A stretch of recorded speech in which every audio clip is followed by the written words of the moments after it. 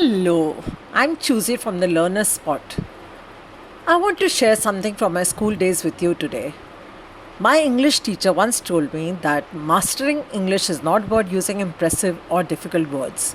It is about using correct English. You should always be grammatically correct in spoken and written English. Now, there are many problems faced by most people. I'm going to try to address these one by one. Now, the first stumbling block or problem for many people is subject verb agreement.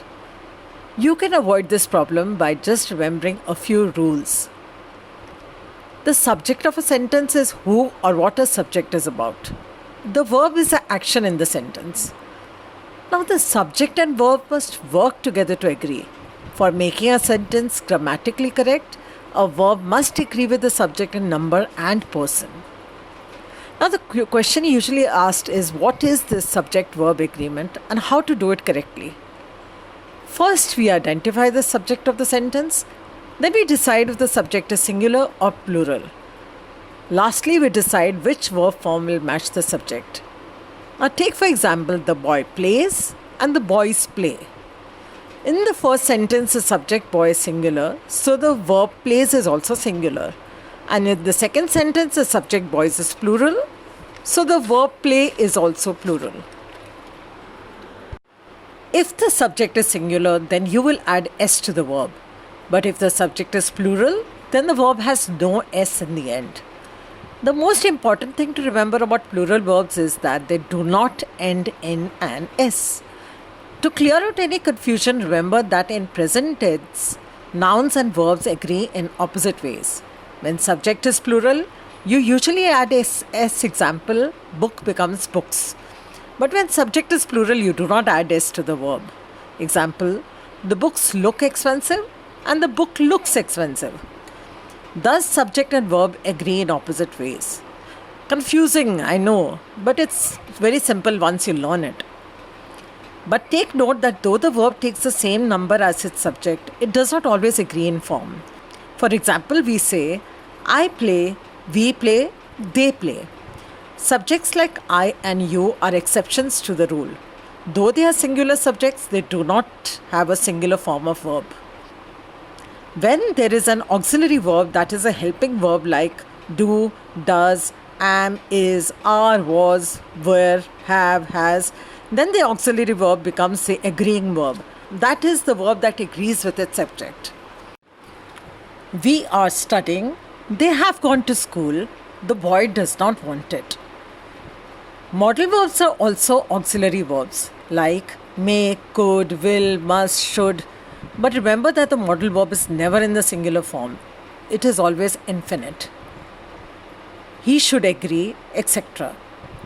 Another rule of subject-verb agreement is that when two or more singular objects are joined by and, then we use a plural verb. Example, Cotton and Jude grow in India. Rita, Anne and Harry go to the same school. He and his friend have arrived. But if two singular nouns joined by and refers to the same person, then the verb is singular. The great actor and superstar has arrived. Time and tide waits for no one. Bread and butter is his only food. Now, if singular subjects are preceded by each or every, the verb is singular. Every girl was ready. Each day brings a new challenge. When two or more subjects are joined by either or neither nor, we take a verb in the singular. Either Gopi or Ram is coming, neither Ram nor Hari was present. But when two subjects joined by either or neither nor are of different numbers, then the plural subject is put near the verb and a plural verb is used. Example, either Ram or his brothers have broken the window. Neither Saurabh nor his friends were hurt.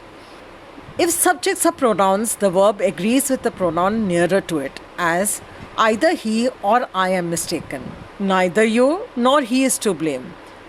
But it is better to avoid these type of sentences and write, he is mistaken, so am I.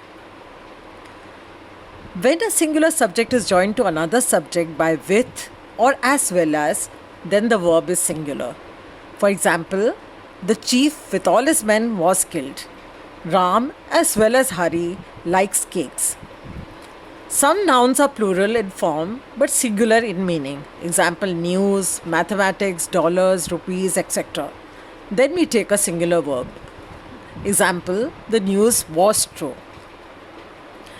A collective noun takes a singular verb when the collection is thought of as a whole. The committee was unanimous, the crew was large, the mob was destroying everything. But a collective noun takes on a plural verb when the individuals of which it is composed of are thought of. Example, the committee were divided in opinion. The crew were quarreling amongst themselves. A number of boys were caught copying. One of the major mistakes is what is called the error of proximity. The verb is made to agree with a noun near it instead of its proper subject. Like, the quality of the mangoes were not good. This is wrong because here the subject is quality, not mangoes. So we have to say the quality of the mangoes was not good.